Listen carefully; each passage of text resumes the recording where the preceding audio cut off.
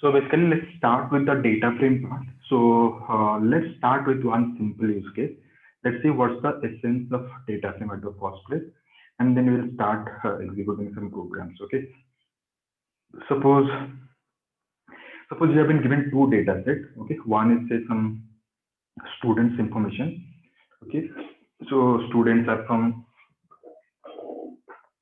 one data is for students data, that is students demographics data, like the student ID, the basically country, and what do you call it, their annual salary and all these informations, the demographics information, a couple of other informations also, and students finance information. Okay, so student finance information means what's your current does that particular student is having any debts, any education loan, and basically what do you call education loan, and has financial dependence and all this. So here the ask is basically to find out all this list of students. Suppose one company is running a scholarship program. Okay, so one company is running a scholarship program, and we want to find out what is the total, who are the basically list of students who belongs to the country Switzerland, and they are having debt and financial dependence. Okay, and just I will quickly recap. So I'm saying like I've been given two data sets, and NGO is running a scholarship program. Okay, one second. Okay, so that means like we have these two data sets, and you got my point, right? So we have these two data sets, students demographic data, that is student ID, country, and a couple of other columns. And the second data is basically students finance data, that is having student ID and has debt, true or false, has financial dependence, true or false, salary, okay, annual salary. So these are the kind of information are there. And we want to find out the list of all these students who belongs to Switzerland, and they are having debt and financial dependence. Can you can someone tell me like in RDD approach how you will be solving this problem? Brian, In- Kishore? Using group by key and then or reduce by key. I don't understand like how group by key will be working here. We'll group the record based on the country. After grouping, Then we'll apply aggregation. no, what aggregation you will be applying? We don't want to calculate any aggregation. We simply want to find out the list of students. Okay, list of students whose country is equal to Switzerland and has debt equal to true and has financial dependence equal to Using Not join. true. Yeah, using join, that's correct. So after joining,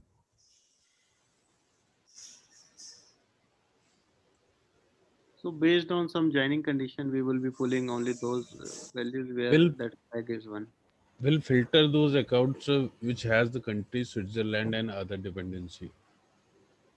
okay, so that means your solution is basically you have these two data sets, you read them as two different RTD, then you convert them to into pair RTD because an RTD join function is available on pair RTD. So while joining, so you have to give like both the IDs are having key value pairs. Key is for demographics data, key is student ID and value is the students and other information, demographics information. And second, ID is basically where key is basically student ID and value is has debt, has financial dependence, like those attributes, right? So when you join them, so after joining, you will get all this list of values where all these students, okay, you just join them and then you want to basically apply a filter where country equal to Switzerland and has debt equal to true and has financial dependence is equal to true. Okay, that's one of the approach. Is there any other approach coming to your mind? Anybody? Sandeep, Mahasis, anybody? Vijay? First approach is basically join both the data sets and then apply filters. Then what's the second approach coming to your mind?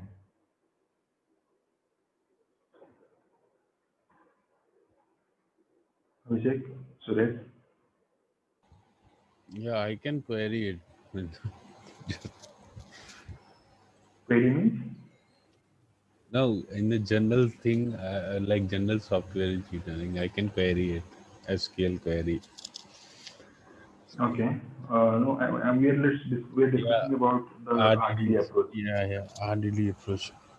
Whatever the functionalities we have seen there in RDD, can you look back into those all these concepts and see like what are the other alternatives are there to solve the same problem? Suresh, Manosis,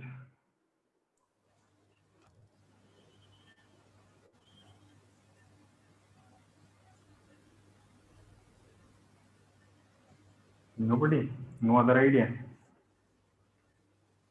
So the second approach can be a little reverse approach. Let's first filter down both the data sets and then apply the join. Okay, I have millions, hundreds of millions of student information across globe. So let's first filter down the data. Like let's reduce the size of the data. So demographics data is basically once you read the data demographics file, then you apply the filter that is saying country equal to Switzerland. Similarly, you read the other data set as the RDD, finance information, and there you just put a condition filter that has debt equal to true and has financial dependence equal to true. Okay, and then you can join. So this will be much faster in comparison to the other approach, isn't it? Because you have huge data set and you just want to get the list of students who are falling under this criteria. So one approach can be first apply join on this huge data set and then apply filter. And the second approach is basically first apply filter and then apply the joins, right? So is there any third approach coming to mind, whatever the functionalities you have seen in RTD? Anybody else? Sure, Suresh, anybody? Manas is The approach would be like all the students' IDs from the first table should be there in second table, and the condition should be the country should be conditional country should be Switzerland. So, how to implement in RDDs, that we have to look. yeah, that's not there in RTD, isn't it? You're saying in the join condition, you'll be applying this filter. That's what you're saying, eh? Not Abhishek? joining, just like the subquery we write in the SQL. Okay, subquery, okay. Yeah. So that kind of approach is there, but how to implement in RDD, that we. But this is same as what we discussed, isn't it? If you want to Yeah. apply subquery, that's what we discussed. Like you first filter down the data set and then do. Okay, so the third approach can be like if you remember in the set operations also you have seen Cartesian product. We can apply Cartesian product of both the data sets and then we can apply all these conditions, all these three conditions as a filter. Getting my point? So Cartesian product always give you n cross n number of records. So you have left hand side data is having say million records, right hand side data is also having million records. You apply a Cartesian product of both. Okay, so you apply a Cartesian product of both the data sets. So then you will get like n cross n number of records. That means against each record in the left hand side data set, it will be repeating all the records in the right hand side data set like that.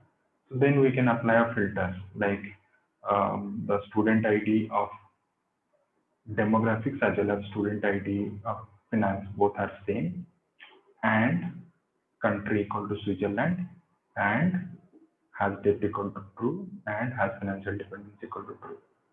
So these are the three approaches coming to my mind like when we are discussing about this problem. So when you have this kind of data set and you are not from SQL background or you are not from say uh, Spark, like you are just you are newly learning Spark. So you have only completed RTD. So if you have considered only the RTD as the whole world of Spark, like everything, whatever questions or whatever use case in your hand, so you want to solve it using RTD. So these are the two different ways. These are the three different ways what we have seen it till now. Okay, so if you want to read both the data sets as to RTDs, then you can think of like you can solve this problem using 3 different approaches. Now, suppose another person is coming, so he's saying like, yeah, I'm from SQL background. So in SQL, how you'll be writing this problem? Assuming that both the data sets are available as 2 different tables in any of these database, say MySQL and all. So now the question is basically, how we will be solving this particular problem there. Okay, in SQL. Yeah, we'll come to that, Brian, like which one is the better approach. So yeah, so in SQL, can you tell me like what is the query will look like? Manosius? So in SQL, join and filter condition we can write down together. Exactly. So we will simply write down the join Yeah. and put filter company. The student ID, we have to join it first, then we have to filter it out. Exactly. We can just simply say like select a dot star comma b dot star from student A, join student B on a dot id equal to b dot id, Yeah. where a dot country equal to Country. Switzerland and b dot have debt equal to true and b dot has financial dependence equal to true. That's a single query. There is no other second approach, right? Yeah. Now, if you just consider, so since in RDD what you saw, like each and every transformations what you are applying, this is functional in nature, like it will take another lambda as a parameter. So since like whatever the logic or whatever the problem statement has been given to you, you can solve it in many different ways because you are solving it programmatically, isn't it? You're solving it in programmatically, so you have n number of different ways to solve it. Okay, so because it's natural, right? Because you can see collections, you have multiple collections in Python. You have loops like for loop, while loop. You have what you call, and for the single functionality, one type of functionality, there are multiple ways to solve. But in SQL, for projection list, you have only a select clause. For filtration, you have a single clause called where. For joining two data sets, you have only join function, join keyword, isn't it? So programmatically, when you are solving this kind of problem, you have multiple ways to solve. Whereas in SQL approach, you have very limited, or most of the time it's a single approach only. So what's the difference? Like why SQL came up with this approach, structured query language? The name itself is structured. You can't just write any random queries. You have to follow its structure. You have to first mention the select clause, then basically join clause, then filter clause, like that you have to apply. Okay, so whatever the query you will be writing in the backend, each and every database server is having its own query processing engine. They will read your query, they will parse it, and they will that particular database engine will read your query, parse it, and it will create a execution plan, and it will execute the execution plan accordingly. Okay, whichever is the optimum path to execute this query, it will execute that. That means the developer is only responsible to write the query, and the execution, optimization, everything is delegated to the database server. Okay, so we are following the syntax the database server is following, and pretty much every other database follows a similar ANSI standard SQL query. So now you can say, like you have the single problem, you have this problem statement, and you have written this query, and that query will be executed by the underlying database server. Okay, that's the whole idea. That's what we are saying here. Okay, so basically all this optimization tuning is part of the database server itself. But in RDD, you saw for a single problem statement, you have multiple ways to solve it. Okay, one person can come with very low experience, like he's starting learning, he know only RDD. He may end up with writing a very like unoptimized code. Okay, which is for a single or a small problem statement, it requires huge computation capacity and RAM, isn't it? So just like we discussed about the Cartesian product example. Okay, so suppose that person is saying like I'm not from SQL background, so I don't know what is joins and all. He's saying I will solve it using Cartesian product. Okay, I'm just like completed my 12th and I'm learning big data. So you can say like, yeah, in mathematics we have set operations. It looks like I can apply a set operation here and then apply and I can apply this filter. Okay, that can be another approach. And one intermediate level person can say, let's first join it and then I will apply the filter. That's also one of the approach. Another expert is coming and he's saying like, I will first filter down the data set to smaller version of the same data, and then let's apply the join, isn't it? So you have three different ways. Sometimes this is your experience level, or sometimes it can be any different level. Okay, it can be. I'm just giving you just criteria like this is the experience level we write the code. Sometimes it happens like you have to develop something really fast, and whatever came to your mind, you just implement it. You didn't think about the optimization part and all. So what we learned from this exercise, you saw like for the same problem in RTD, you can write the solution in multiple ways. Okay, basis our experience level or our understanding of the framework. We may end up writing a very optimized code, or we may end up writing a very bad code also, isn't it? So basis our coding style, we'll get the respective performance. Okay, the same code one person is writing is taking 10 minutes, and another person is executing that is taking 1 hour. Okay, that's there. So that means then RTD optimization is always the developer's responsibility. If you solve this problem using this Cartesian product and filter, Spark will not automatically understand that this developer wants to basically apply this join and filter or self filter and join, but he is by mistake writing this code. Okay, that thing is not available. Okay, it's not that intelligent framework. It will do certain level of optimization. Okay, so just like we have discussed earlier, like tungsten optimizer is there in RTD. So it will see like if there any redundant filter calls and all, those basic level of optimization can be done there natively. But overall solution wise, we have to, the developer has to implement the solution. Okay, the developer has to implement that solution. That's that. Okay, so we have to basically make sure like how to implement that solution by our own.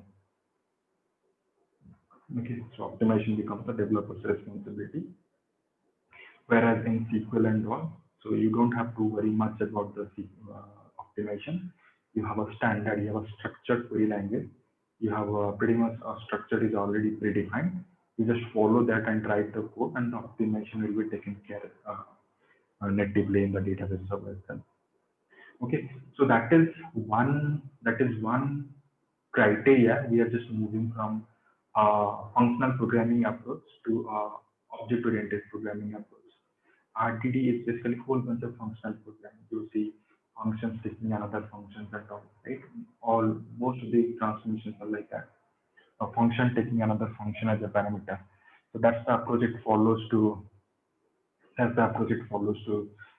Basically apply the transformations of the data set.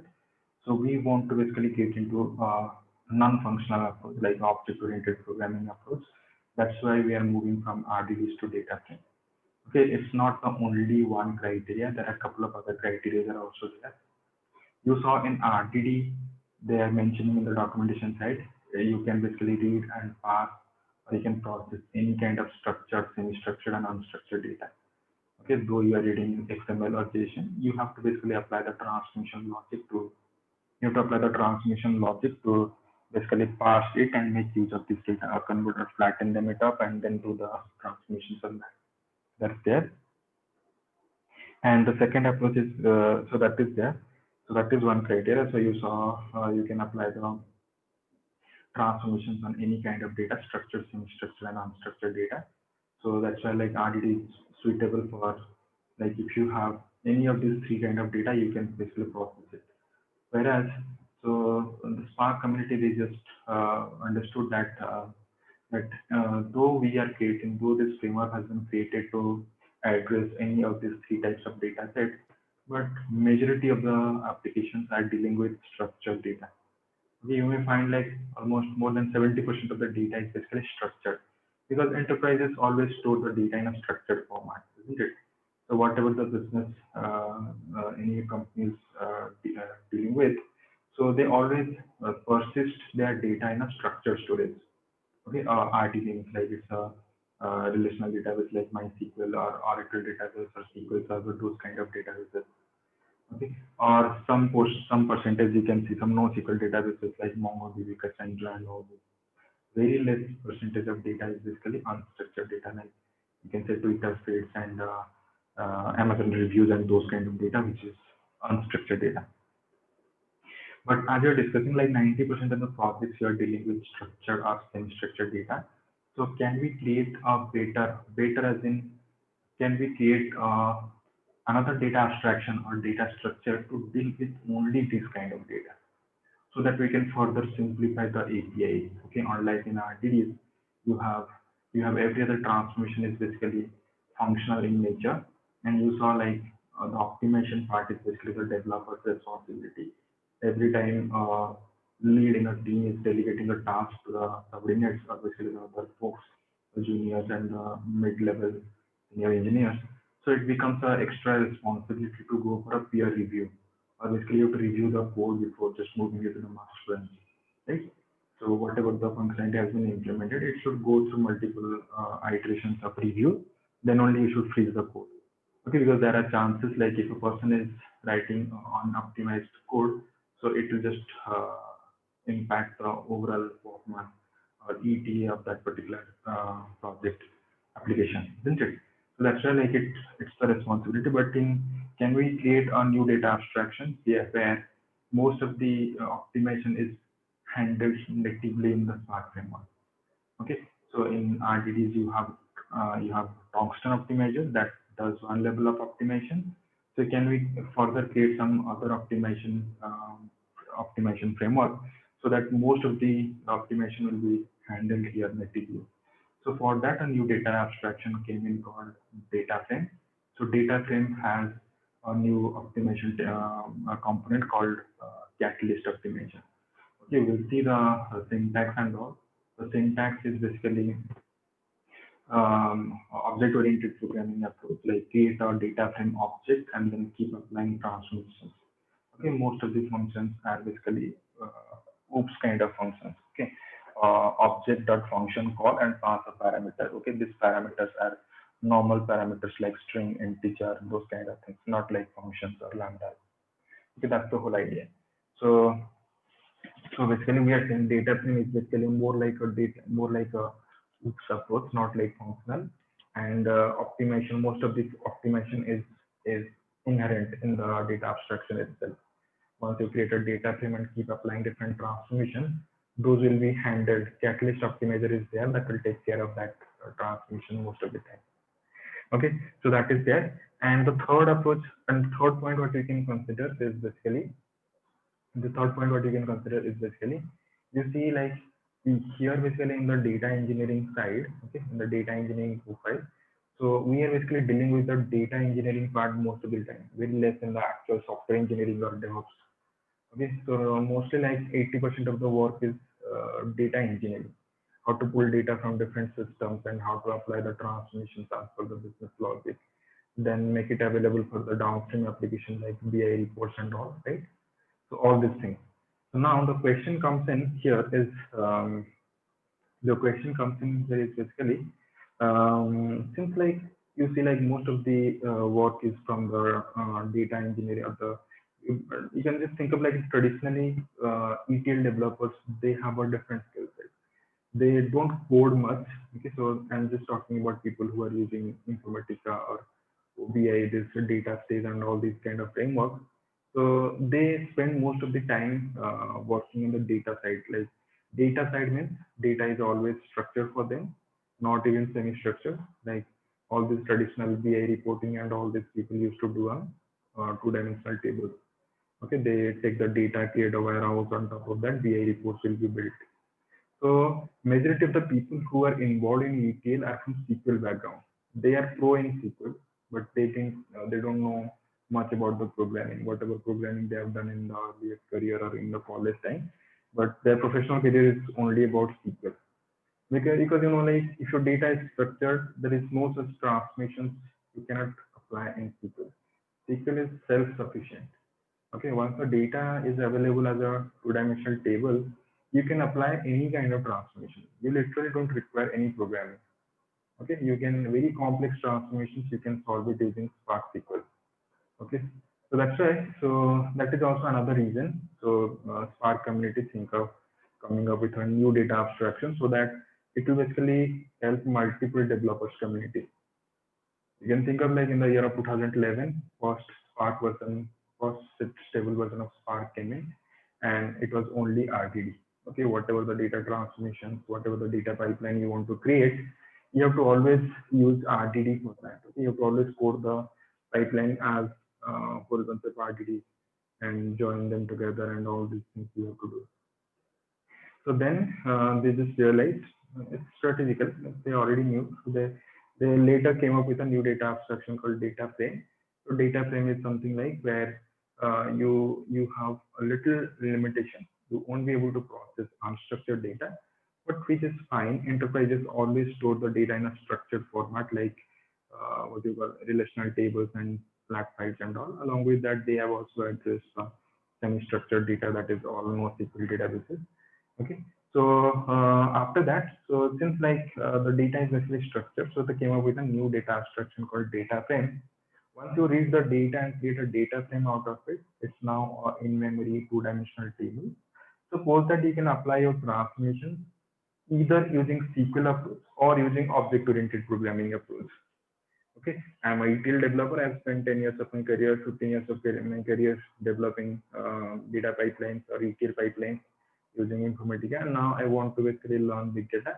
So still I have an option. I can start with SQL itself.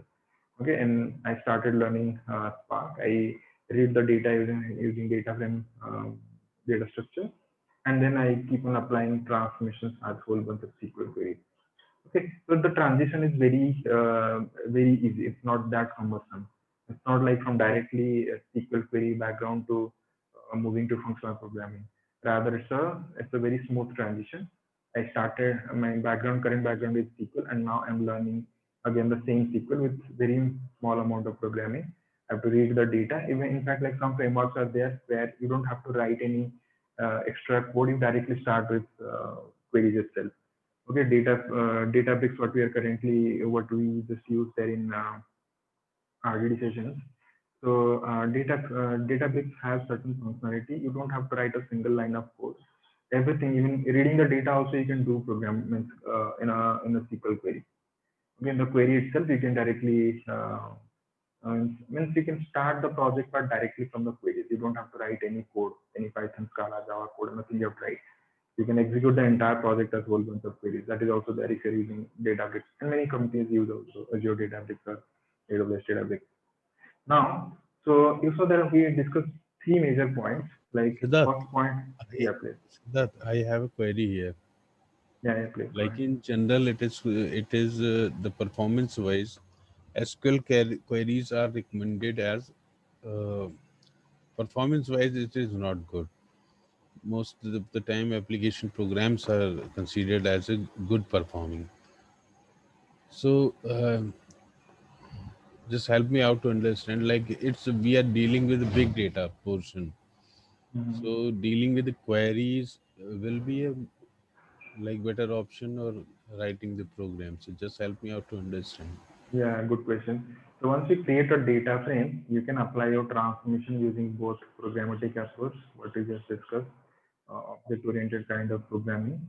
In short, that is called DSL. So once you read a data from any source and you create a data frame out of it, you have two different approaches to write the data transformation. One is through plain ANSYS standard SQL query, that is called Spark SQL. And the second approach is called DSL approach, domain specific language, or OOPS you can say. Okay, so here if Abhishek is saying like SQL queries are slower and all, but here it's not like that.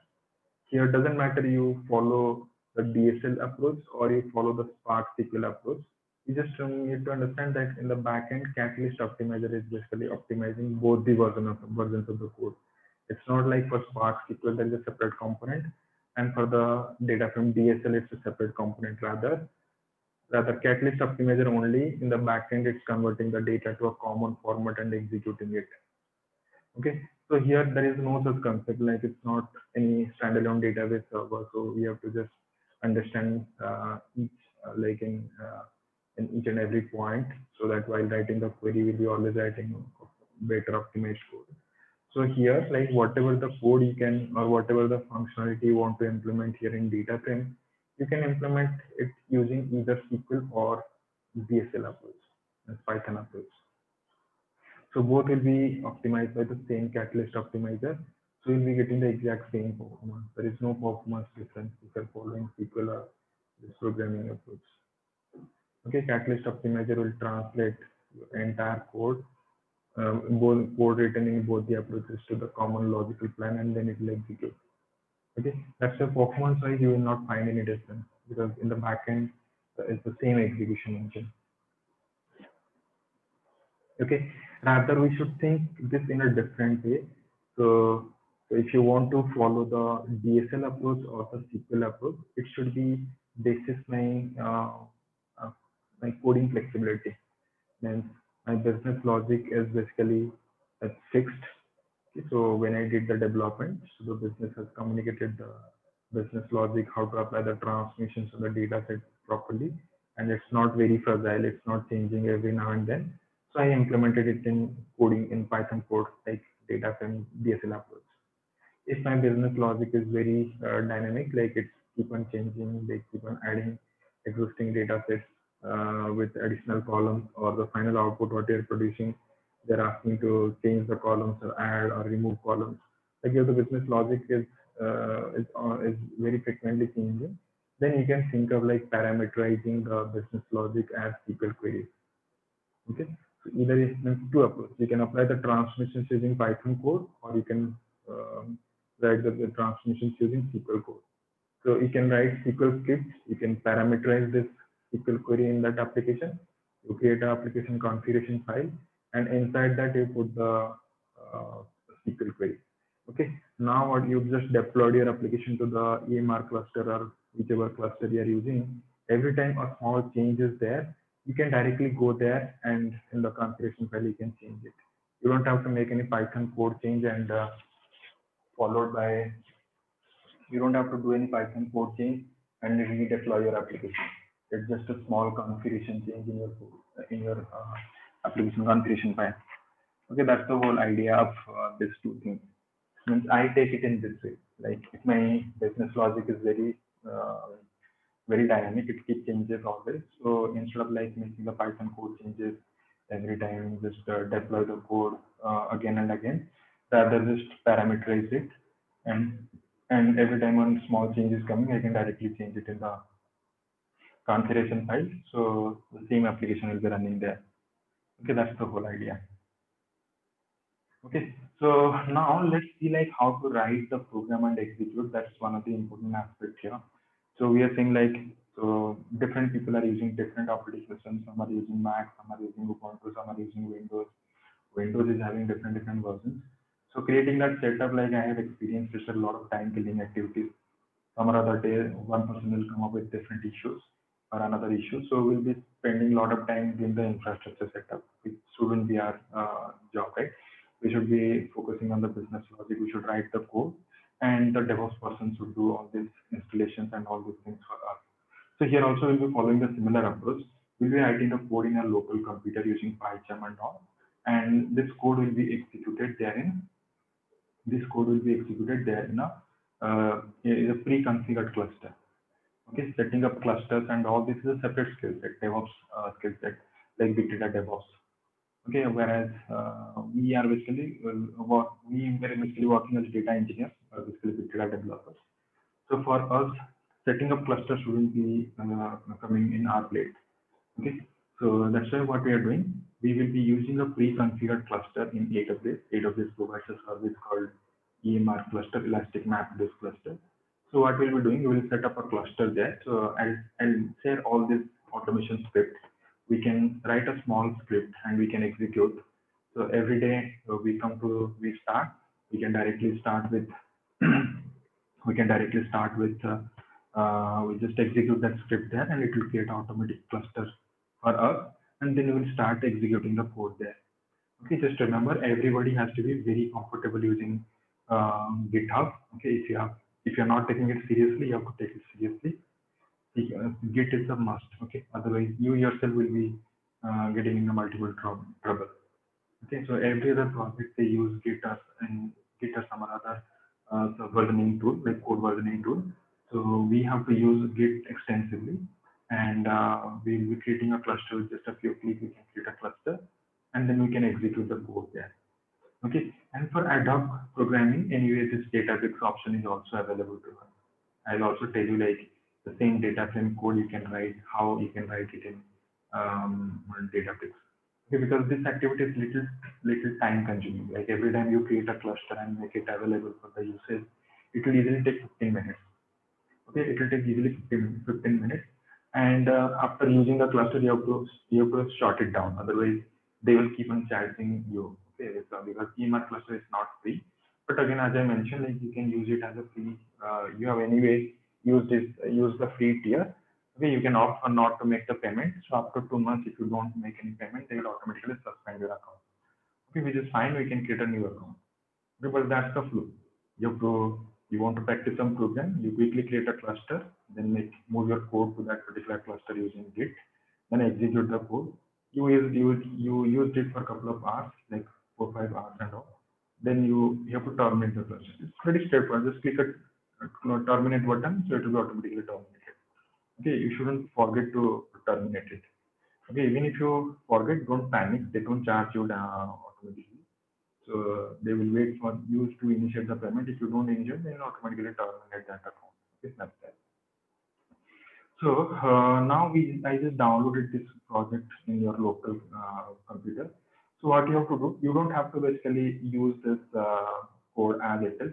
Rather, what I would say, like you create your own project so that you will also learn like how do you create a project from the scratch, make it available to Git, and then basically you write your own code in the local computer, push your changes to the repository, Git repository, and then in the production environment, how to basically pull your changes. So how to work, okay, how to work efficiently using Git, that we will be learning. Okay, so just it's a pretty simple for steps just remember. So you are doing the development in the projects also we follow the exact same pattern. You do the development using local computer in PyCharm only. Okay, you use PyCharm or any editor you are using. So I generally use PyCharm. You do the development using PyCharm. Okay, and post that what you do, the code is basically synced up with your Git repository. You make any changes in your local computer, push it to the repository, and then you have created a cluster there, so 1 node or 2 node cluster there, and there what you do, you just in the cluster itself you can install Git there. It's just a single command because it's a Unix flavored OS. Use Git installation command, so Git will be installed there, and then you start downloading the code there, just like you do when Git clone and you download the code and you start executing there. Okay, make the development local computer. Every time you make a small change, just push the code. You saw it's only few seconds, right? Push the code to the Git repository. Then you have created the cluster. In the master node, check out the code from Git. You have to install Git there. It's a single command. Just install that Git there, check out the code and execute there. That's the approach we follow. Okay. So let's see like how to do that. Let's do all these setups today.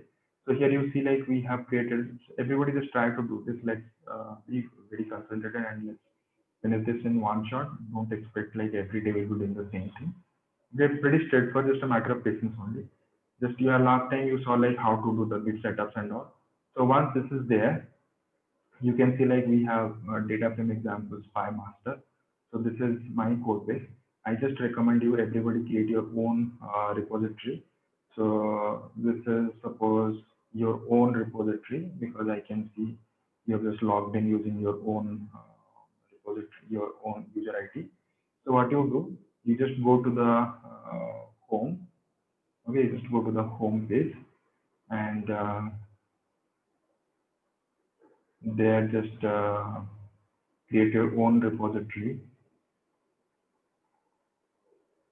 Here you can see the repository. Let's create your own repository called say data frame examples. Anybody having any queries till now? So one quick thing, Siddharth. Yeah, Vinay, what you are doing here? Once again. One minute, Siddharth. I Yeah, have tell one me. query. Yeah, please go ahead. He said like you will clone the repository in Mhm. EMR cluster and you will execute your application. But Exactly. but when you will terminate the cluster, then your code will go. Then every time you will repeat the Yeah, process. every time you have to repeat that process. It's just a command only. Okay. Okay, it's just a command only. It's not like yeah, doing a lot of things just like in Windows. You have to do 100 things there, but in Unix it's just a few commands only. Okay, and these commands are already pre-written for you. You have to simply use it. You see, like I'm creating a repository called data frame examples. Okay, so it's your own repository. It's a public repository. You're adding a git ignore file. Git ignore is basically, we'll come to that slowly. But for now, just use, I'm saying git ignore and type is Python, and I'm simply creating that particular project. Okay, once you did that, so your repository is ready now. So you are saying you're copying that particular URL here, and you have already installed your thing. Like you have git bash also. Yeah.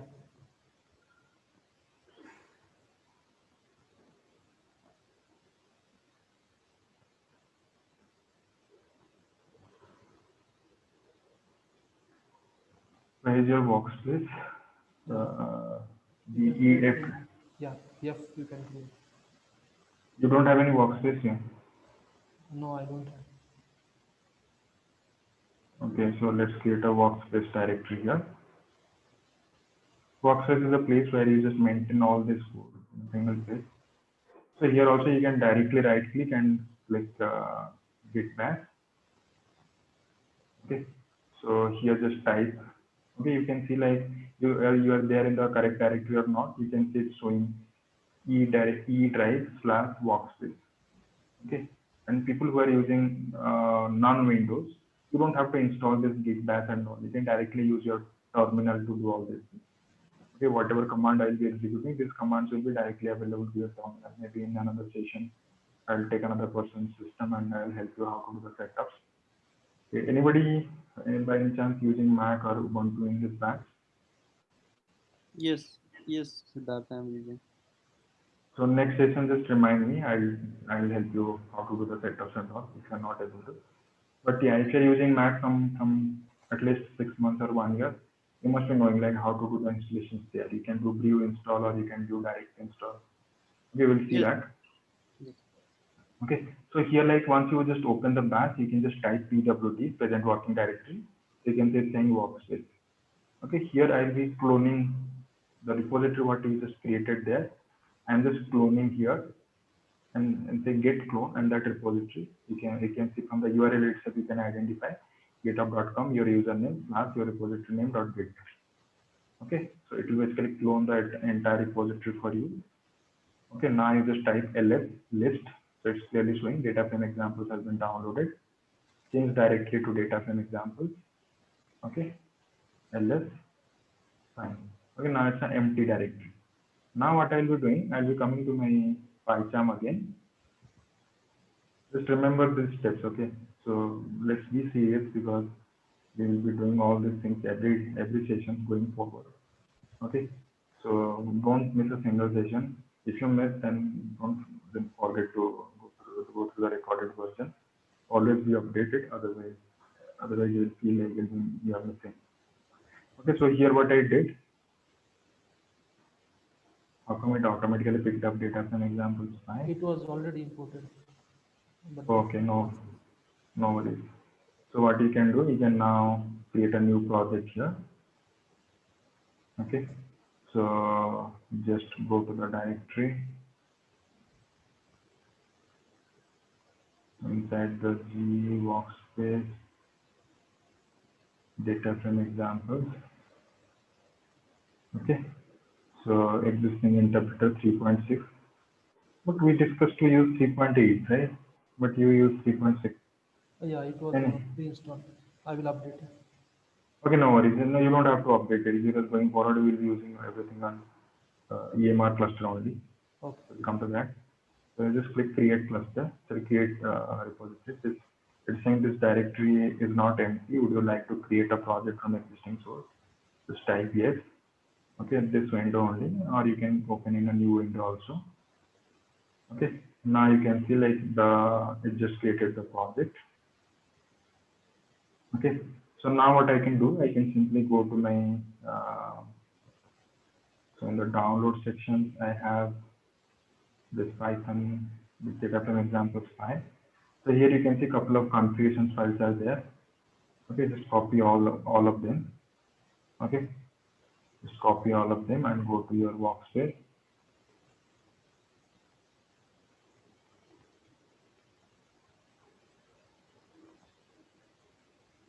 Paste it here. Okay, so once you paste it, you can see all these things are appearing here. Only configuration related files I just copied. Now you can again go to GitLab. So if you just type git status, we should show you all these all these files added newly. Okay, but still I can't see git ignore file. Okay, so git ignore file is not appearing. So I can check like actually the code what I just downloaded, it should be having, actually it's a dot file, so that's why it's not appearing. But that also you have to upload. You can see readme.md application YML create EMR cluster py. Along with that, there is a separate file called .ignore, .gitignore. Okay, that file also you have to copy it. So how to copy it? So what we can do. So here it's basically that file is there. Since it's a dot file, it's not showing. Let me see, is it the file? Yeah, this is the file only. You can see file name is gitignore. So what I did, okay, sorry, what happened? Okay, so what I will be doing, I will be going there again. So you can see there is a hidden file. For Windows people, you can see it's a hidden file. But for Unix and all, you should see like all the files are appearing properly. I'm just typing Control-A, Control-C. I'll tell you like what is gitignore file. Just everybody just make a note.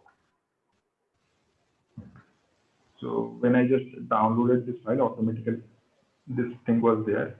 I'm just Control-A, Control-V. So gitignore is a file. No, still I can't see.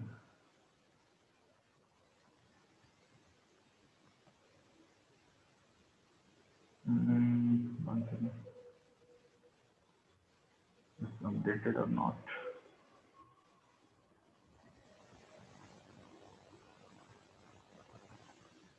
Okay.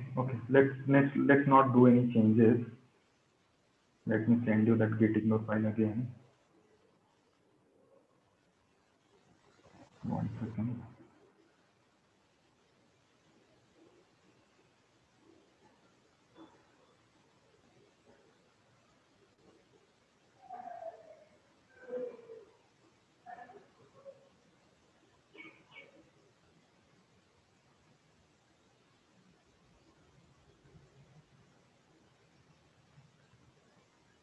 Okay, that's fine. We can just add this 4 extra things.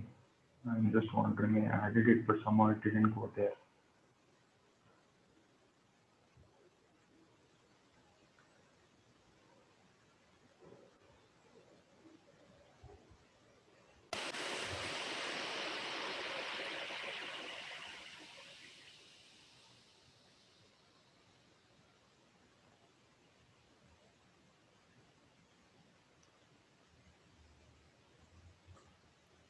Okay, I just sent you that additional few pieces.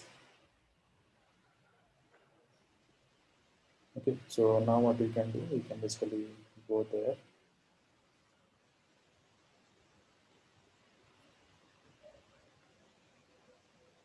So this is the file. Can you quickly open your WhatsApp? I just pinned you 3 lines there.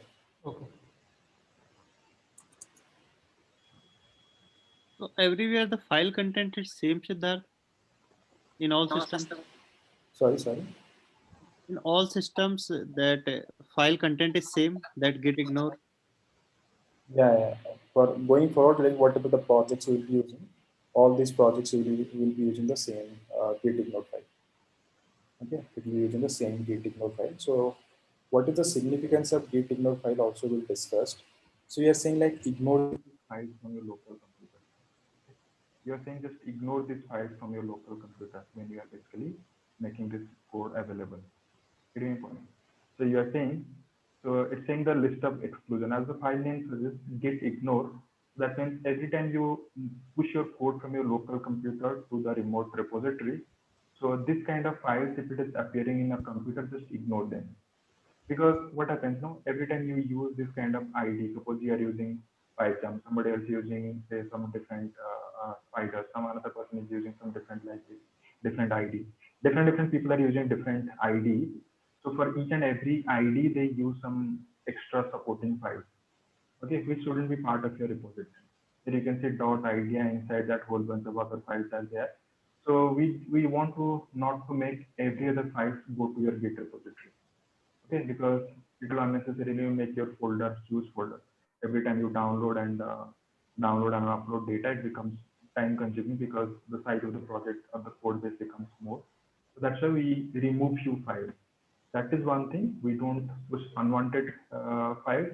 And another thing is basically you will see like we will be using some credentials, like we'll be reading and writing data to Amazon S3 bucket and database, all these different systems. There also all these credentials will put into a different file called say .secrets file. Okay, so this file shouldn't be also going to our Git repository because you know like we are all creating a public repository. I can also go to your repository and download your code.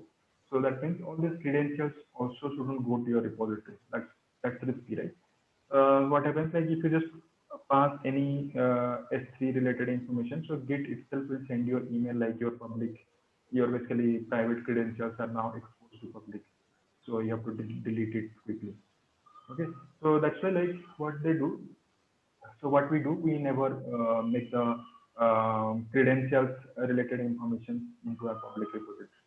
So that's why like we create a separate file called .secrets and all. So and we opt for not to send those data, so send those kind of files to our public repository. That's the whole purpose of this git ignore. Git ignore is the file which is saying don't include this kind of files when you are moving files to and fro from your local computer to your Git repository. Okay, so I'm just checking again. So Git status, it's saying all these things. So then first time I'll be publishing my changes to my Git. So you're saying Git add dot. Okay, you need to make sure you are into the same repository and data frame example. Okay, the repository name is main.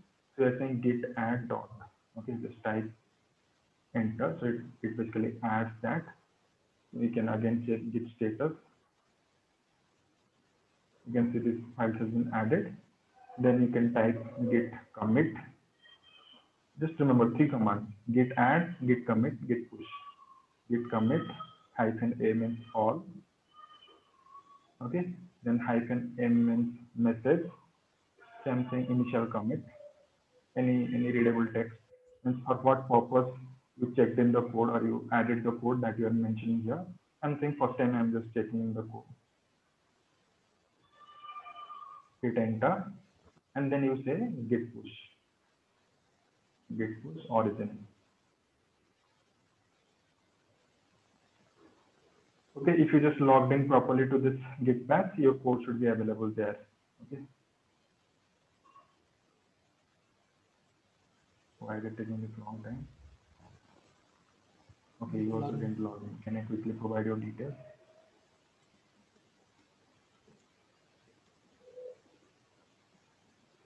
Easy, don't make mistakes. Just use the right credentials.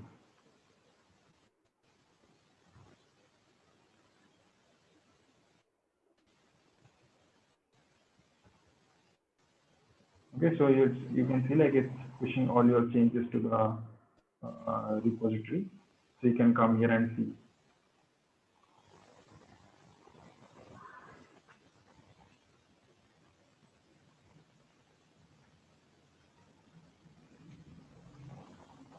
So you can see initial commit. You have given this message, no initial commit. So it's there. You can just refresh it to see that. You can see all these changes has been added to you. Okay, it's saying total 2 commits. First time you created, that is 1 commit, and second time you manually committed.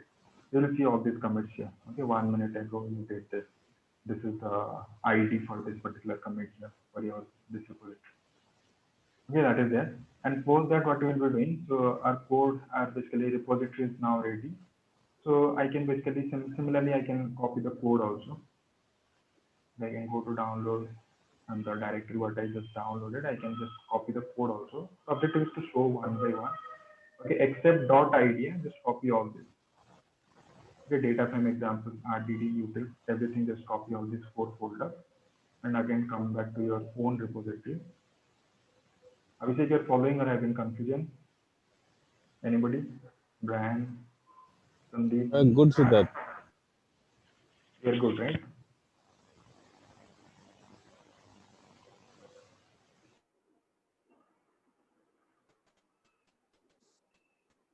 Okay, so I just copied it. Similarly, you can just come here. Sandeep, you're good, right? Manoj says, Yeah, yes, sir. Yeah, following. again check like git status is the command which will show you like what the status of.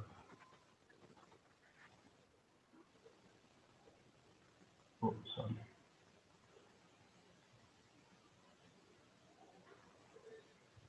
Okay, it's saying all these 3 folders are added. Similarly, you can just type git push, sorry, git add. Then you can type git commit. I'm using the same message, but you should avoid giving different messages. Then git only 3 commands: git add, git commit, git push. Just by head this. This is the whole world of your git. Okay, you have used these 3 commands. Every time you make any changes, execute these 3 commands. Git add, basically it's staging your code changes. Git commit, you are marking your stages to be committed to the repository. Then git push. Okay, now your code base is now up to date. Okay, so I just quickly refresh it. You should see all these things. You can see it's 3 commits and all these things are ready for you. Okay, so now what we will be doing, so so that is there. And now let's go to your AWS account. Okay, in AWS account, couple of things you have to do.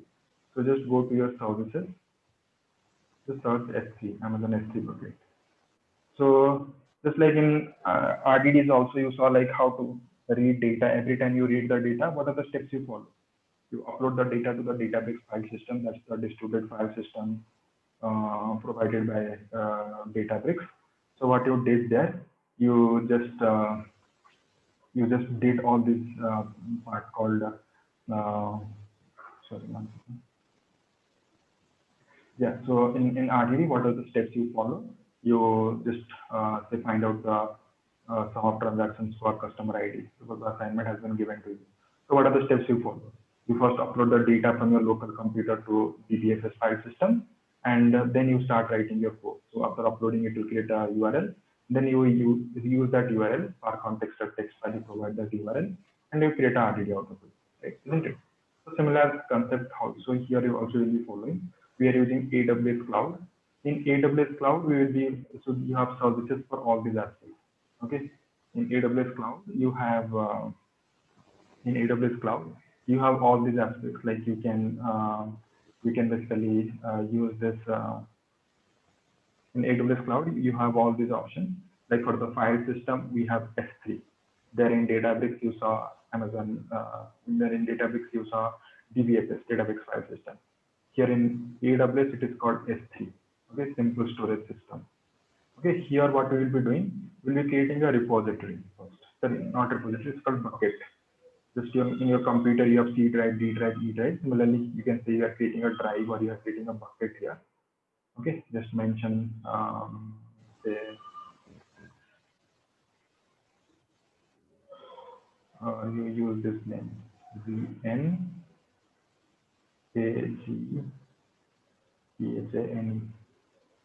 This is the username we are using. Yeah. Okay, so I'm using this.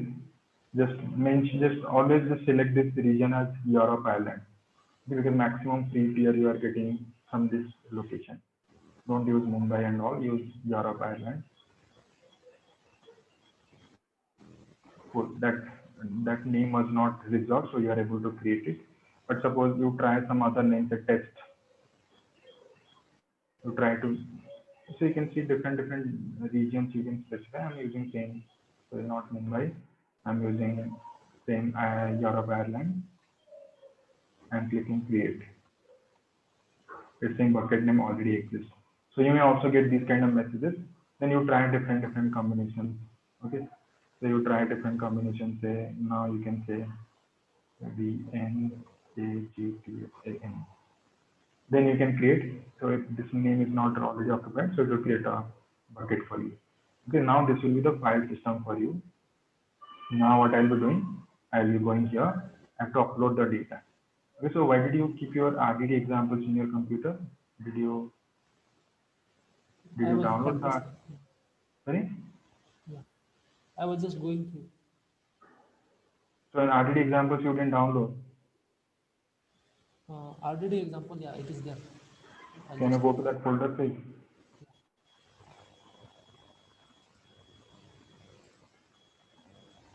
I kept somewhere, I think. Hmm?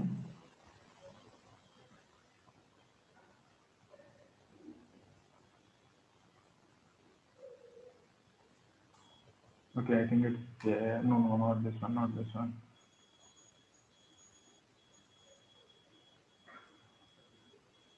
Not sure if this window will search forever. Leave it, leave it. You can just search.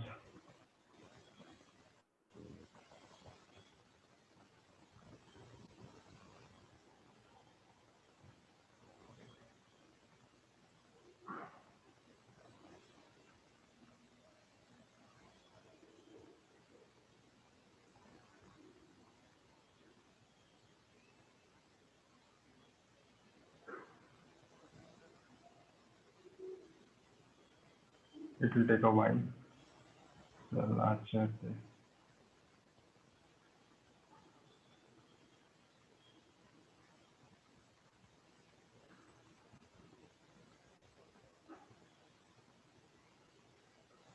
Is it? Yeah, they are on it.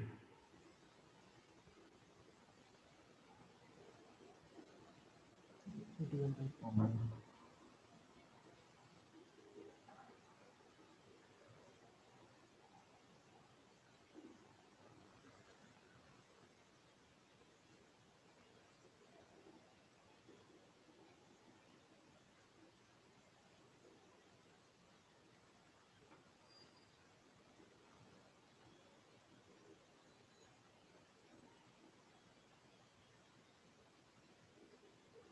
Where can I see like where it is actually? Okay, one moment. I will just check.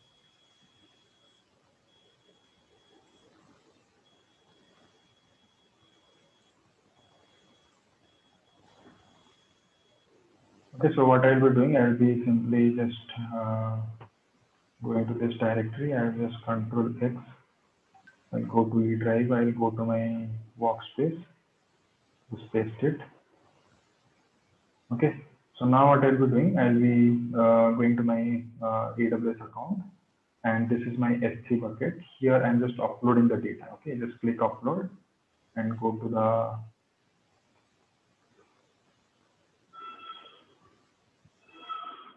the same workspace. Okay, go to the RTD examples, data, just Control A. Okay, just drag it and move it. Okay, just once you drop it, so you can click upload, so it will upload all this data. Now, your entire data set is available to your S3 bucket. Anybody having any queries till now? I just don't want to rush you through. Are we all good? Kishore, Sandeep, Abhishek? Yes. Siddharth, in the real time also, same way we'll be doing it, uploading data. Yeah. Our clients will be providing the data in the S3 bucket. You just think logical, no? Means data, suppose you are reading data from S3. It's not necessarily like always the data will be in S3. Your source of ingestion can be from a S3 bucket, from a HDFS file system, from a database, from a NoSQL database. It can be anything. Okay, suppose one of the source is S3, one of the source is providing the data in S3 bucket. So why you will be uploading the data? The data is somebody else is uploading for you, isn't it? Suppose you are creating a pipeline and some of the data is available in S3 bucket. That means some system generated data. Okay, some third party system is there and they are uploading the data programmatically. Because there is an automation process, it automatically refresh the S3 bucket with latest data. So you are developing a pipeline which is consuming data from that directory. So you will be writing, you will be reading the data from that particular S3 bucket. You don't have to upload it there. Getting my point? Here, what we are doing, we are practicing. We are creating a S3 dummy bucket, and we manually upload the data. But in real-time project, just imagine like the data is already available. You are creating a pipeline which is consuming data from that directory. Getting my point? So typically ETL pipelines, what are the steps? Data ingestion, data curation, data processing. So when you are doing data ingestion, the source systems are already having data, isn't it? Suppose you are reading data from a MySQL. Are you first importing the data to there and then in Spark you are reading the data? No, it's a copy database or it's a production database. You are reading data from the production database and doing some processing. That's what we are doing, isn't it? Yeah. So for us, the sources are always pre-populated and we have to consume the data. Here we are not working for any client. We are simply just practicing Spark. So that's why we are creating all these mock services. In S3, we created manually, we uploaded some data. Then in Spark project, we'll be reading the data and doing processing. Similarly, after a few sessions, you will see we'll be also reading data from MySQL. So is it like some client will provide us a MySQL with loaded data and will be processing? No. We have to again create a mock MySQL database. We'll upload some mock data and programmatically we'll read the data. Means all these source systems, every time you are seeing I'm creating a system uploading data, that means I'm creating a mock environment. But in the real-time project, you'll get exactly same environment. If your client is saying like, yeah, data is available in S3, so you have to basically read the data from S3. Only this uploading part is not required because that's already client data and you have to process it in your pipeline. That's the whole idea here. Okay, here we are creating mock data. So just imagine like VNAGTHINE is a bucket. You are working for a client called Unilever, and you are currently working with say Accenture. So Accenture has to read data from Unilever's S3 bucket. So suppose this is written like Unilever Surf Excel. You are working for their CPG product called Surf Excel. You want to do some analytics on that. So you will be given all these access. Boss, this is the S3 bucket. Your data will be uploaded every day. So we are creating some data for our reporting. So you have to read data from that particular directory. Okay. But here, if I want to replicate, I will be creating a bucket like that. I will say Unilever-Surf Excel and I will upload the data. Then I will ask you to read the data using Spark. Getting my point? That's the whole idea. Yeah, okay. So here we are creating all these mock services. Suresh, you are not saying anything. You are understanding everything or you are understanding nothing? I didn't hear your voice today. We are good or? Yeah, I'm good, Siddharth. Okay, feel free to interrupt me. These are very, very important. Means right now, whatever things we'll be discussing, that will be your bread and butter. We'll be working real-time projects. We'll be using data frame every day. Okay, so any confusion, feel free to interrupt me. But yeah, for small things like just try to solve it by your own. Okay, so DevOps thing is also one of the skill set. If you follow this recording and do it by yourself, you'll be learning a lot. Okay, so just spend some time. Okay, do all these setups. You have enough time till Saturday evening. Just make sure but finish all this. Okay, so here basically we created the data, we created a bucket and we uploaded our data. Now our data set is available here. Okay, our data set is available here and we can basically programmatically read this data. Okay, so how to programmatically read the data, that is also not that straightforward. You uploaded the data, but in S3, you can't read the data just like that. So for that, you have to create an access policy. Okay, otherwise anybody will read the data from S3. So your data is not secured.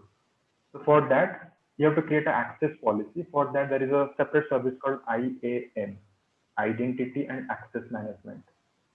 Okay, you can see IAM is the service. These are all like storage is a service S3. User management is a service called IAM. Like for different activities, you have different services. Okay, so it's already having a user. You created it. Yeah. Okay, that means you have some background in fine. So we can create another user, say Spark or any meaningful name you can give. Then just select this programmatic access and then click next permission. You can see click attach existing policies. Okay, you can see there are 3 options. Okay, I'm just selecting the last one, attach existing policies. Here you simply search S3. Just type S3. It will automatically search all these S3 related accesses. Just see the second one, it's saying Amazon S3 full access. Select that. Next tag. This part you can just skip empty. Okay, add tags, just skip empty. Click next review. Click create user.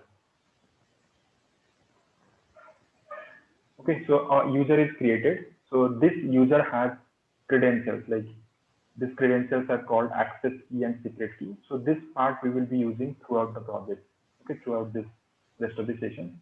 So once you create a user, don't forget to download this. If you don't download this, then you are lost access to this user.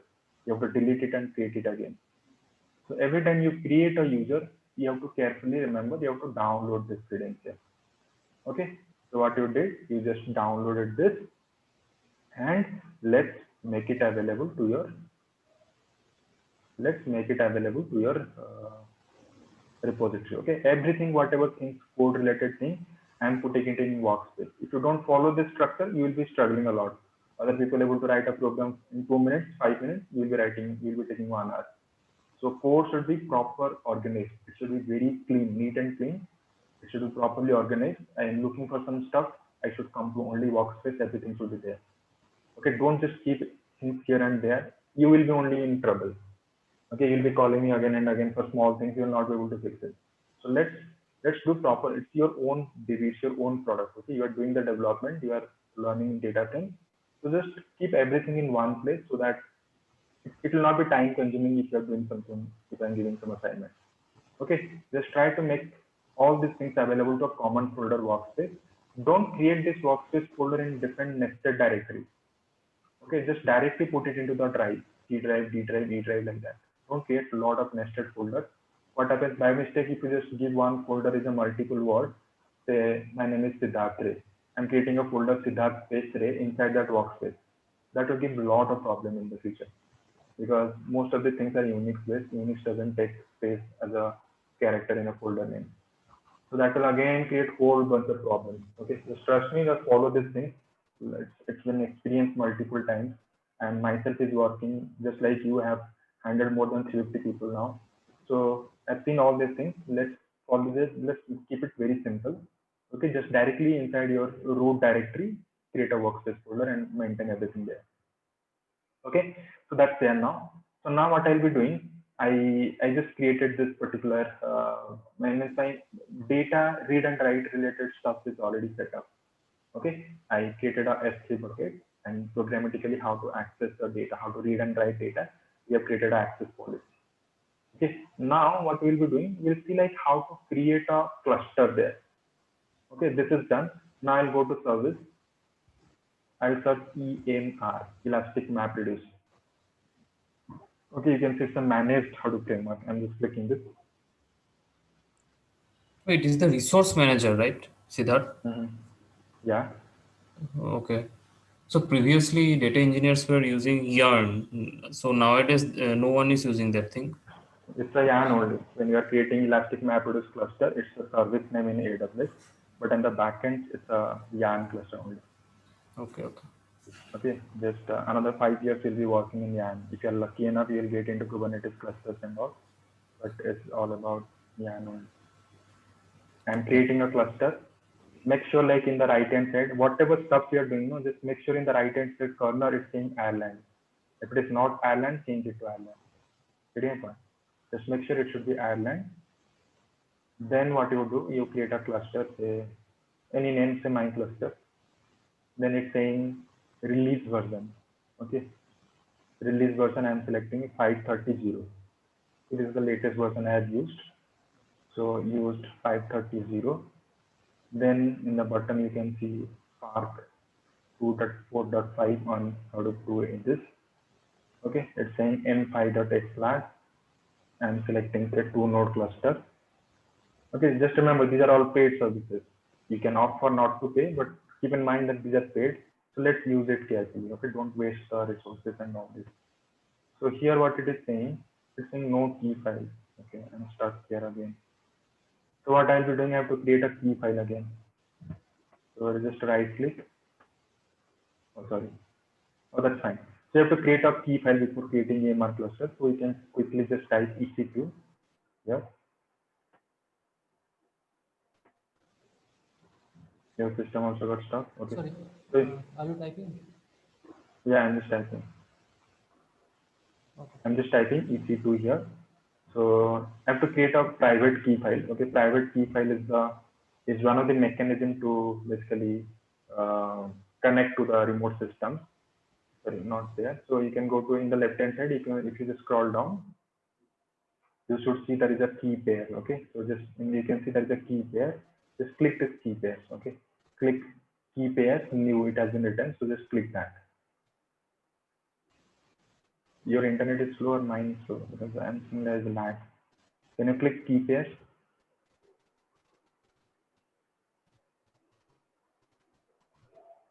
Then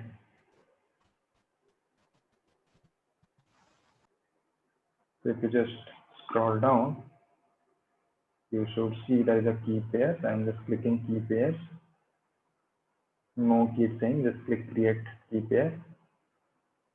So I'm saying just Spark. Okay, it's saying 10 PPK, always select 10. Okay, PM, click create key pair. Okay, that's done. So we have just again, like we'll be keeping it in our workspace folder.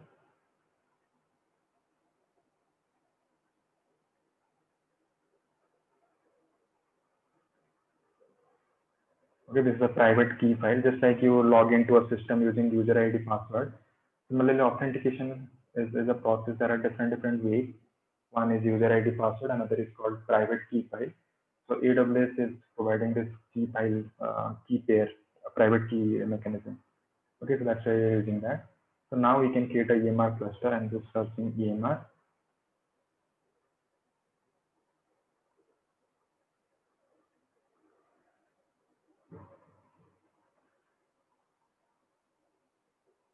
Okay, then just click create cluster.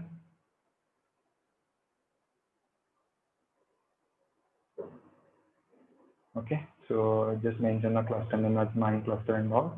Now you can go to release and all. Okay, so you can see there is cluster version we will be using 5.30. And why had this thing? Okay, because in the interview people ask, like people check like whether you are a genuine guy or not. They'll ask you some random question. Which version of Spark you are using? Which version of EMR you are using? Okay, just why had this? Okay, don't feel like I'm just giving you wrong lessons, but trust me, that's how things work. Just by head this thing. Okay, so here you can see choose an option. I'm saying Spark. Spark is the key file name I've created. So it's automatically appearing here. Remember, I'm using Ireland region only. Then just click create cluster.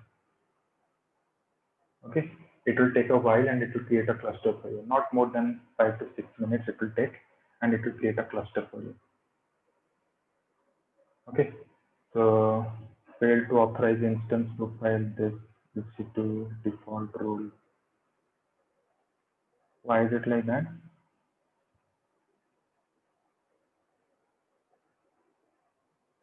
Did you log in using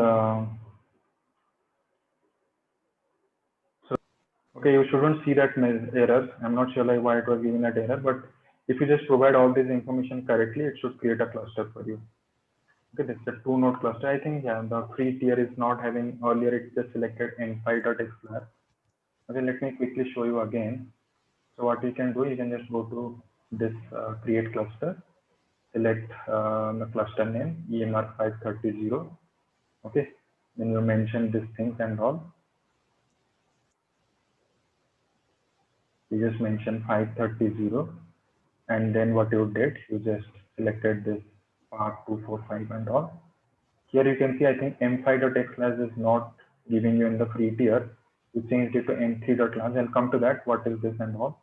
These are different computer types. Then you can select Spark, the key file, whatever you have created on which name. You can just click create cluster. Okay, to create clusters for you. Okay, it created 2 clusters. I'm just terminating one. It's pretty straightforward. Just click terminate. It should terminate. And this is the cluster I just created. Let it create. Okay, let it create, and then we'll see. So now you saw like how to create a cluster. So then we'll see like how to execute the code there. Okay, we just created the cluster, and we will see like how to use this cluster. Okay, so here enough DevOps things. Let me quickly show you those examples what I just discussed. So you can see inside the root folder, you have RDD package there. Okay, inside RDD package, we have written all these 3 codes. Okay, we discussed, right? First apply the join and then filter. This is the code we have written there. Then you apply filter join. Then you apply partition product. Okay, these are the things are there. So we'll execute this program next session, but I just want to finish the DevOps part today itself, so that next session we can directly come and start using. Okay, just remember next session before starting, you just create a cluster so that we can save this 10-15 minutes. Okay, creating cluster will take 15 minutes. So at least 3-4 people you can just create the cluster so we can use anybody's system and start working. People who are super interested to execute the program, you proactively you can create a cluster before starting the session, so that you will get a chance. Like I will use your system to demo all these programs. Okay, so at least don't hesitate. I mean, it's not. I'm saying it's free. Okay, trust me, it's completely free. You don't have to pay, so don't worry much on that. But at the same time, let's carefully use this. It shouldn't be when it's free, like we are just wasting their resource. Okay, so now you saw like this is how you manually create a cluster, isn't it? You manually creating a cluster. So it will take 6 to 7 minutes to create a cluster. Okay, so now what we can do, we can basically do the same activity using what do you call it? Automatically also. As we have discussed, as I just mentioned, so we don't have to always create this cluster manually. You don't have to come here and every time just click next buttons and then to create this cluster. Rather, you can do it automatically also. Okay, so we have seen 2 services now. SC is basically the storage part. EMR is basically the cluster on which you will be running your Spark job. Okay, so it's a pre-configured Yarn cluster. You have to create an instance of EMR and start executing a program. After that, we will be learning a new stuff. Okay, after that we'll be learning a new stuff that is serverless scripting. Okay, called Lambda, Lambda. Just like Python Lambda, what you learn. No? So another service called Lambda here. Here it provides you a way to script. Okay, you can write a script, and that script will create that's when you execute that script will create a cluster for you. If you're from software engineering background, you might be knowing this. We can create a shell script or a Python script to do the automation stuff. Okay, I want to start a server, shut down the server, deploy a job. I can write automation scripts. Similarly, here also you can think of like Lambda is an automation script. But disclaimer, it's not just limited to automation script. It has a lot of different uses. But here we are using Lambda just to create a cluster. Okay, here we are using Lambda to just create a cluster. Okay, and running the Spark job also. But initially we'll be using this to create a cluster. Okay, so here you can see exactly same Ireland region. I'm just creating a function here. Okay, function, create function, author from scratch. First selection is done. Then I'm creating a function name.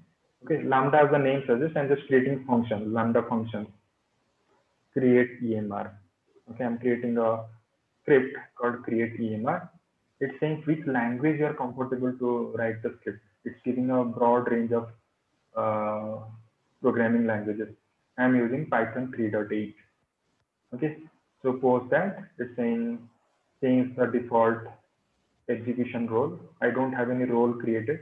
So role is basically just like you saw, IAM has multiple services, users, roles, and all this. We created a user role to give S3 accesses and all. So that's a user. And now it's a separate thing called role, ROLE role. Here it's saying, I'm saying like create a new role because I don't have an existing role. I'm saying just create a role. Okay, then click create function. I'm writing a function. Okay, Lambda is a serverless scripting. You can write any script, Python, Java, Node.js.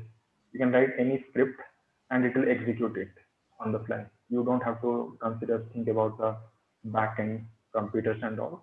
So it gives you a text area. You can write a code snippet and you can execute it directly.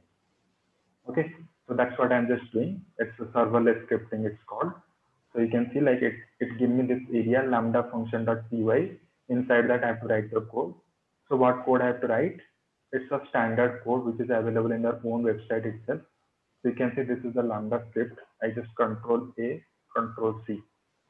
Okay, you don't have to in the day one, don't feel like you will be getting master in this, but it will take time. But for now, it's just a standard template. You have to use it as it is. Okay, you have to make certain changes in this particular piece. So for example, you can see what are the things I am using. So here line by line, just first line there is no changes. I'm saying programmatically create a EMR cluster. Boto3 is the library. In Python, just like use of pandas, DF is a library. Similarly, Boto3 is basically AWS SDK, standard development kit. We are using Boto3 to create a EMR cluster. Abhishek, you're following, right? You're completely silent inside, literally get scared. You're following or you're having confusion? Till now, like whatever things you are doing, you're following or you're having confusion? Abhishek?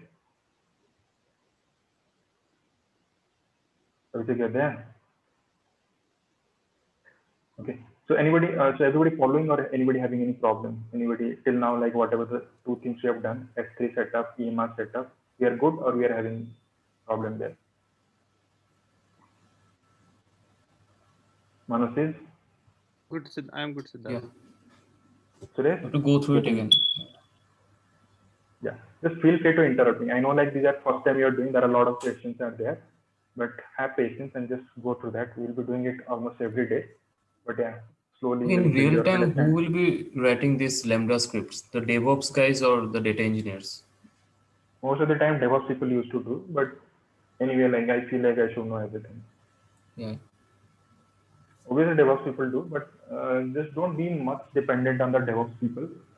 They will be DevOps people. I feel like in companies, AWS DevOps people's role is limited to that only. They will create an account for you. You ask them permissions to different services, they will grant you. That's it.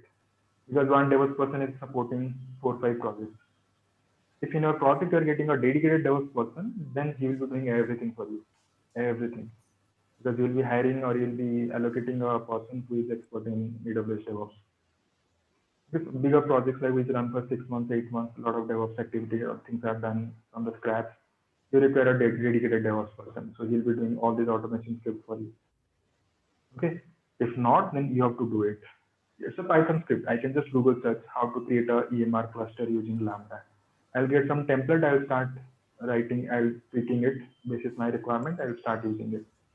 It's always good to know. And again, you see like it's not a lot of things. It's a standard template. I'm saying like it's not some like you are not writing line by line. Just get a sample code and just tweak it. The inputs we have to provide, right? Yeah, this exactly. Yeah. This input. Suppose somebody is creating a cluster in US Ohio region, so then he will be specifying Ohio region like US East 2. I'm using Ireland, so I'm saying like EU West 1. Okay, Europe West 1. So that's the region name you have given. Instance type. Okay, you are creating a Elastic MapReduce cluster or a YARN cluster. YARN cluster is a network of computers. I'm saying I need 2 computers. Instance count is 2. What is the type of computer? I'm saying M3.xlan. Just like suppose you are using Dell Vostro, having 8 GB of RAM and i3 processor, having 3 cores and 8 GB of RAM. Similarly, you have different computer types. This M3.xlan is having 4 core and 8 GB of RAM. So I am using 2 such computers. That's again, you don't have to buy it. You can just simply search AWS EC2 instance types. Search it. Go to the first one. So it's saying general purpose, compute optimized, memory optimized, accelerated, computation. All these things are there. Suppose I am using m4.xlars or m3.xlars. You will see what it is saying. m4.lars is having 2 core, 8 GB of RAM. m4.xlars 4 core, 16 GB of RAM. Okay, all these things are there. I'm using memory optimized. It's saying these are the type of instances. I'm using R5. R5 we can see 2 core 16 GB, 4 core 32 GB, like that. You have different instance types as well. Okay, so generally I use C4.5xlars, sorry, C5.4xlars. C5.4xlars. Each computer is having 16 core and 32 GB of RAM. Okay, so we'll come to that later, but for now just see these are the instance types. So what you did, you just mentioned I need 2 instances of type m3.xlars. Instance groups I just mentioned empty. EC2 keep their name is Spark. We have also created the same file name. If you remember, we created our EC2 key pair named Spark. That's there. Keep job flow alive and no steps. True. Means don't terminate the cluster. You have to explicitly terminate the cluster. These are the 3 things I have to specify. That's why I intentionally created a cluster manually. Okay, when you created the cluster, it will do all these things automatically. Otherwise, in your company, the DevOps person will create this for you. Okay, so here you see subnet ID it is showing. It created a default subnet ID for us. I'm just copying it. So everybody has to copy it, because every time you create the first time a cluster, so it will create a subnet ID for you. You just mention that. Replace this here. Control V. Then security group. You have 2 different security groups are there. Okay, just select this security group. Control C.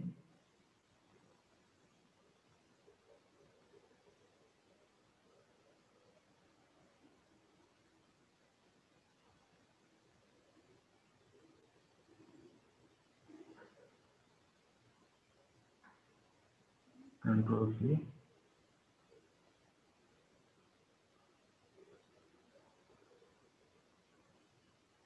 Okay, I just replaced there are 2 security groups. One is called master and is called worker or core.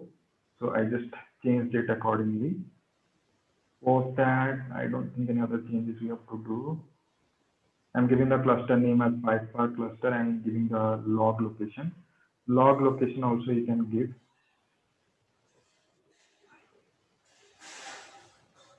Okay, the S3 bucket, whatever you have created, no, just copy that bucket name.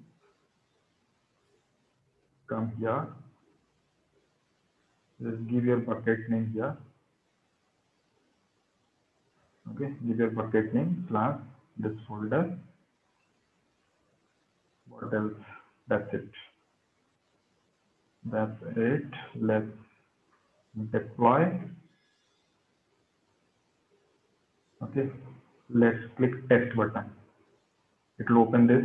I'm just giving a random test event. Just click test or something like that, and just click create. Again, click test button. So first time, ideally it should fail because couple of things are still we have to provide. So what it is saying, error messages and error occurred, access denied exception when calling the run job flow. When this is coming, no, that means the role what it has created, it doesn't have the right accesses. You can see the role name is create EMR role, some hash value. So what I do, I will go to again IAM role. Last time you saw I have created a user. Okay, I have created a user called Spark or something like that.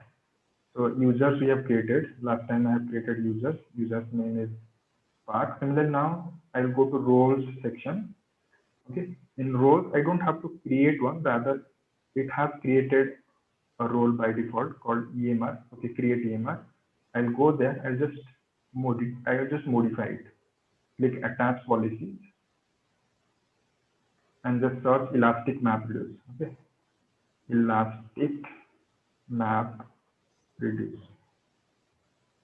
Okay, elastic map reduce. You can see elastic map reduce full access. You can see the last one. Amazon elastic map reduce full access. Select that. Click attach policies. That's it. Okay, now you go here again, click this cross button, again click test button. Okay, just give it 5-10 seconds. It's adding that policies. Now say I'm again clicking create cluster and test button. Now you can see execution results succeeded and the cluster ID it's printing is J-this, it ends with FLP. Let's go to EMR console. Let's see if it's actually created or I'm getting a wrong message. And just I can't see it. Don't get frustrated. Simply just click this refresh button. You can see it's starting a new cluster called PySpark cluster, and you can see cluster ID is J-something. It ends with FLP. It created a cluster for you. Okay. Earlier, whatever the cluster you have created, it's up and running. You can see my cluster. It's in waiting stage. Cluster is in waiting stage means it's created. Okay, so I can terminate it because I don't want to use it. Going forward, I will be always using this automated cluster, and then I will start using it. These two clusters I created manually to just show you like what is clusters and all. Now what you can see, like I just created a cluster for you, PySpark cluster. Okay, it will take a while and it will create a cluster. So you can see it take minimum 5 to 6 minutes or 7 minutes to create a cluster. This is fine. Okay. So it's creating a cluster for us.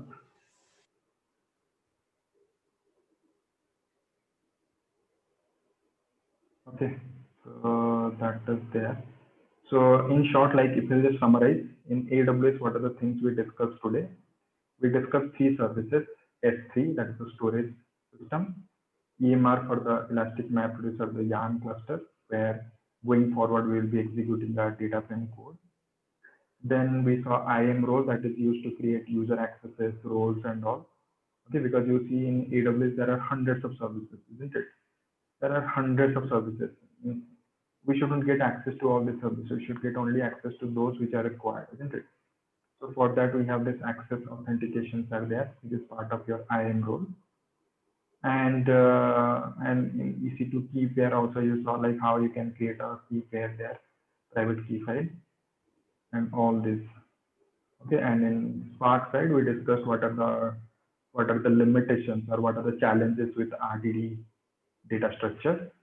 So we saw like optimization is the developer's responsibility, and optimization is the developer's responsibility. But in case of data frames, you don't have to write functional programming. You can use DSL or object-oriented programming or domain-specific language code, or you can write SQL queries, standard SQL query. This is your convenience. Both will be optimized by Catalyst Optimizer. So Catalyst Optimizer will optimize our code. So that's why we will see like you will see better performance and better performance in data frame. Along with that, all this programming ease is coming. Okay, it's easy to program in comparison to data frame and in comparison to RDD because these are not functional in nature. If I'm from SQL background, also I can write complex SQL queries here. I can write data transformation using object-oriented programming style also, and all these things. Okay, so that's all for today. So we'll again connect next session. Just try to at least practice twice this thing. Okay, I'm not giving any assignments. Your job is to basically try this at least twice. Create 2 clusters. Follow this process. Create 2 clusters. Okay, download the project, Git. It should be very clear to you. Trust me, if you're really interested. So I'm trying to give everything like as much as possible, like what the developers, real-time developers used to do in a day-to-day basis. Just practice this thoroughly. You will be in a good shape. Okay, in fact, like if you're really super serious about moving into a big data role as soon as possible, I would say once the data frame part is completed, you can directly go to interviews. Data frame part will easily take 8 to 10 sessions. I would say like just after another 1 week, you prepare your resume and just start posting it in LinkedIn. Or LinkedIn is the most preferred way. Just start applying for jobs there and Naukri also, so that you have at least 1.5 months of overlapping time. Okay, you can basically see any questions you can ask, you can cross-validate whatever the things being asked in the interview and what you are learning here. You'll get enough time. Don't just keep it pushing for indefinite time. That never happens. So let's be serious. Everybody start preparing your resume. I'll also share a few resume with you. You can prepare it accordingly. The point is, by the time we finished data frame, you should start getting interview calls so that you have overlapping time. We'll be discussing projects, we'll be discussing streaming. So you can ask cross questions. You can also validate what are the questions being asked in the interviews and what you are learning here. This is the best way to make utilization of this learning. Okay, so that's all for today. So I hope like you should all finish this before next session. Okay. Any last question before wrapping it up? No, Siddharth. Okay, cool then. So it will take a while. So you can basically terminate the cluster once the cluster creation is done. So it will create for sure, because otherwise you would have like got the error upfront. So it will create the cluster. So I can just terminate here itself. So next session will come again and we'll create a cluster and start executing the code there. Okay. Okay. Thanks everybody then. Bye bye. Thanks, Siddharth.